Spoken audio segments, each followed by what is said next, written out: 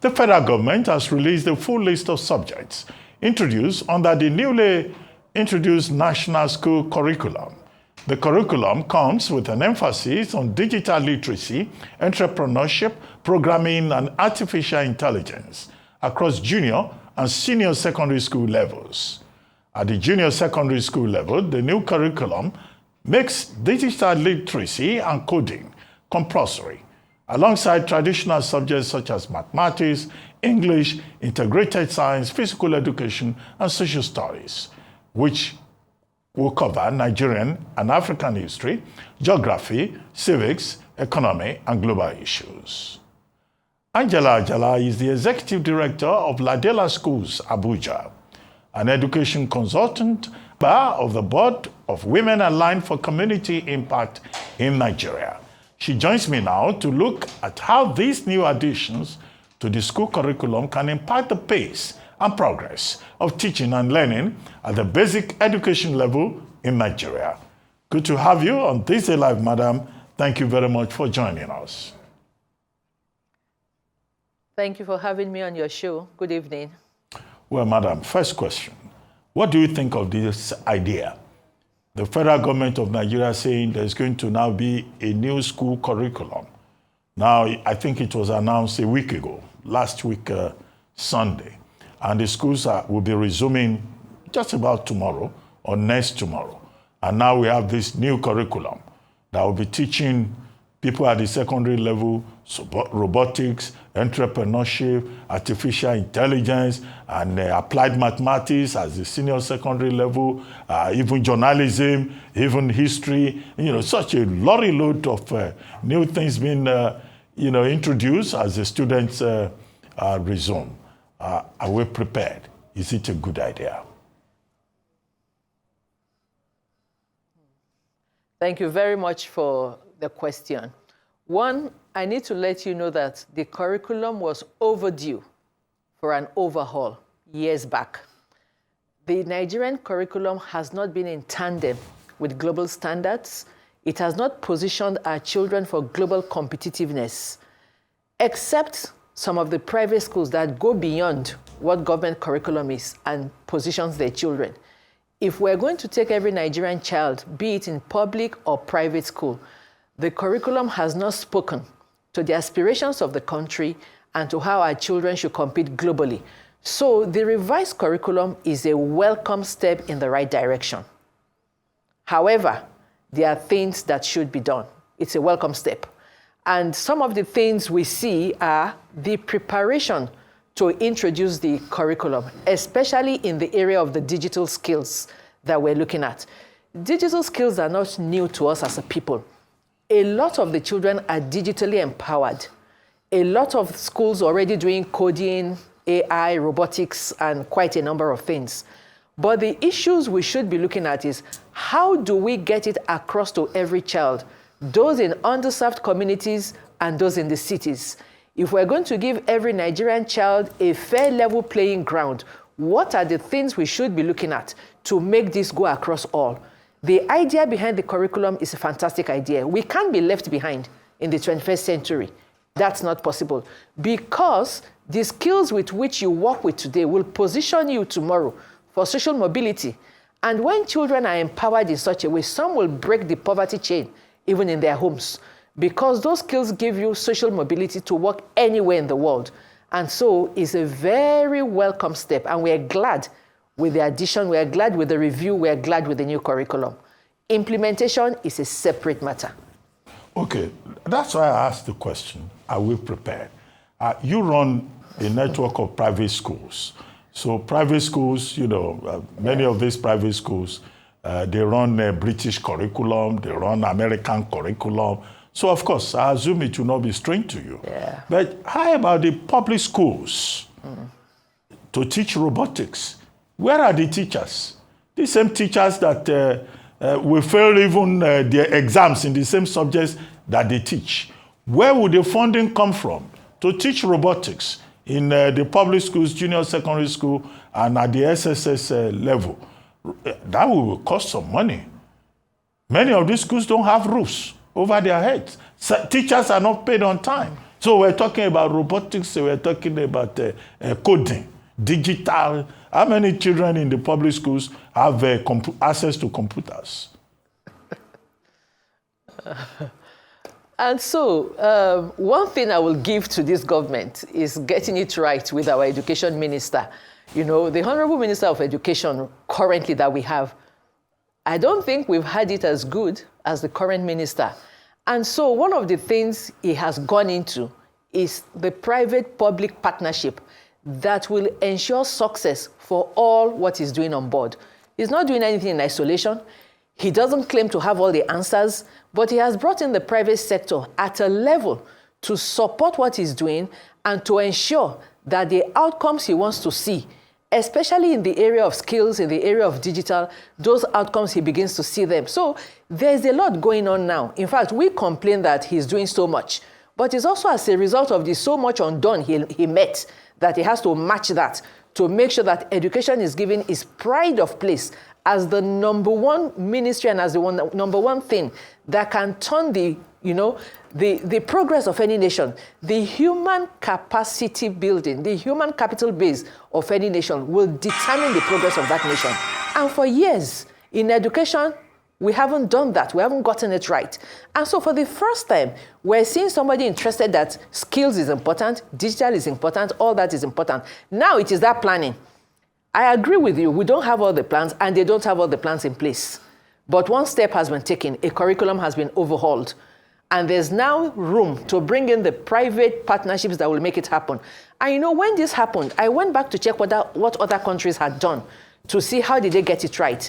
And I remember that one of the countries, India partnered with the top giants in telecoms, with the top giants in digital, all the Microsoft and the Intel, to begin to upskill their teachers so that there was accessibility and affordability to begin to upskill the teachers. Because if you notice even today, the students are way ahead in digital above their teachers.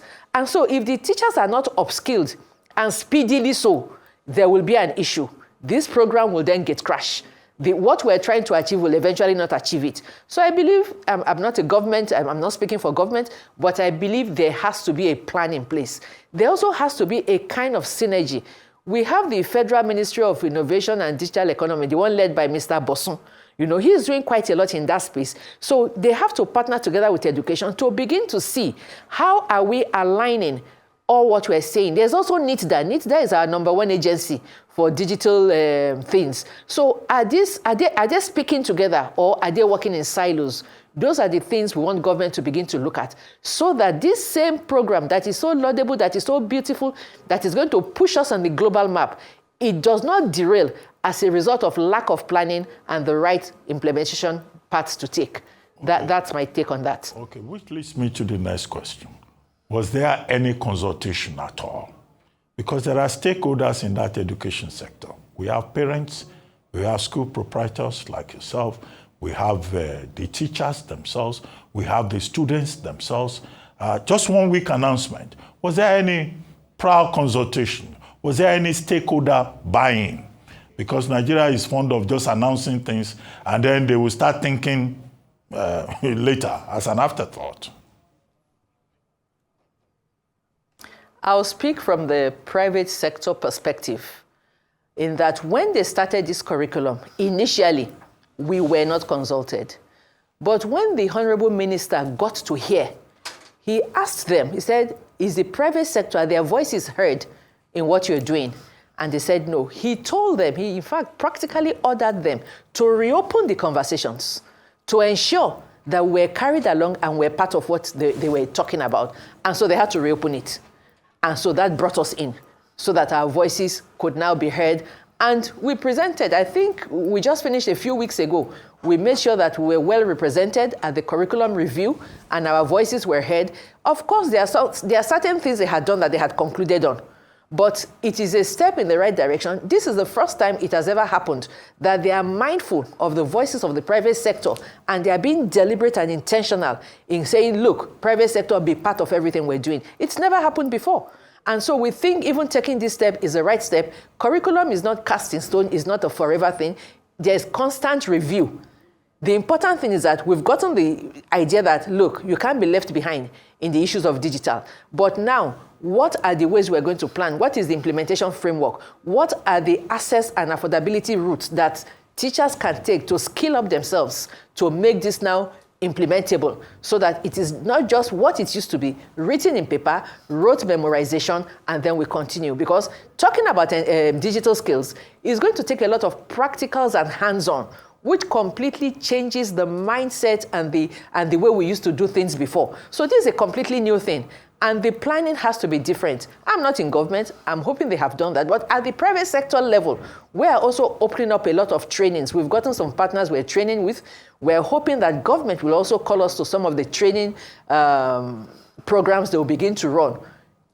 I see your point that schools are going to resume next week. We're talking about this. How will schools in the rural areas, how will they catch on the bandwagon? How are they going to put this in place? I'm also aware that they had been doing some trainings in AI pedagogy in some of the public schools. I think UBEC and some other organizations, they had started those trainings knowing that this is the way forward, but enough has not been done. And I want you to note, Dr. Abati, that education is on the concurrent list. Many of the governors have to take responsibility and take charge, even as the federal ministry has the oversight role and function. So I think those conversations, again, we'll have to take it back also to the Nigerian Governors Forum. What are you doing for education in your states? Even while the ministry is doing the oversight function of ensuring that we are not behind in what we should be as a country, there are certain people that should take responsibilities for cascading down and for ensuring that every child under their jurisdiction has access and is placed globally competitive to make it in life. Okay, Madam, don't you see a disconnect here? Nobody is talking about curriculum at the tertiary level. Many of our university graduates, they have no digital skills. They can't even write letters, simple letter, formal letter, informal letter. They don't know the difference. They don't know anything about entrepreneurship. Everybody is complaining about unemployment. And then at the secondary school level, they now say that this junior secondary school and senior secondary students, they will have to learn entrepreneurship. They will even have to write projects. To finish JSS, a boy of 13 years, he must do a project, long essay. And then at senior secondary level, he will also write a project, final year essay. I mean, if you look at the content, and then there are overlaps. You will do agriculture, you will do forestry, you will do animal husbandry, you will do biology. Who designed this curriculum? Have they even given it enough thought? Have they subjected it to analysis? Well, Dr. Bati, I don't know if you have a copy of the new curriculum, but some of those things you mentioned are not there. In fact, they've scaled it down to a manageable and a very relevant, child-centered, future-focused curriculum. Because one of the major drawbacks of the old curriculum was that it was overloaded. It was so loaded that a child in primary one was doing 15, 16 subjects. That was how loaded it was. And so one of the mandates was to ensure that you trim it down in such a way that it addresses the niche, the key areas that are important for every child at every level. So what are the key things that a child in grade 1 to 6 should know before moving on to high school? That was the focus. What are the key things a child in JS level should know before moving on to senior secondary? If you remember, we had 34 trade subjects. Those 34 trade subjects have been trimmed to 6 because all those things they used to have, they had no relevance to what even we're doing as a nation. They were not even relevant to us. So now we have begun. Would you rather we didn't start than we have even begun? Well, Dr. Bati, I'm asking you. Yeah, I'm listening to you. I mean, you are the education expert. Yeah, well, I just know that we need to upscale. We need to upgrade. I know. I agree with the principle. At least we agree on that we need to upgrade. Yeah, the principle. Excellent. Yes. The principle is in order. So it's now the implementation that is the problem. And it is that implementation. And I remember even when this curriculum did not come out, it has still not come out officially. If I may tell you, it still has not come out officially, and schools are just going. So we just told schools, look, you are schools, you are flexible. begin with what you know. Begin with what you have. You have the subjects already. If you didn't have a curriculum and you are told to teach a year one child this, what will you teach the child? The curriculum is going to come out this week officially to everybody. And then we can now begin to, if they delay this curriculum by another year, it's going to take us back. We're going to tweak along, we're going to train along, we're going to be flexible, we're going to adopt, we're going to learn along. But we must get into the mix and get this right. We are going to make mistakes. I don't think they're expecting a perfect thing in the beginning, not at all. There are going to be mistakes, but rather we start, make those mistakes, get it right, review it and move on, than we do nothing. That's my take on it. Okay, thank you very much, Mrs. Ajala, for joining us on This Day Live, the Sunday Talk Show.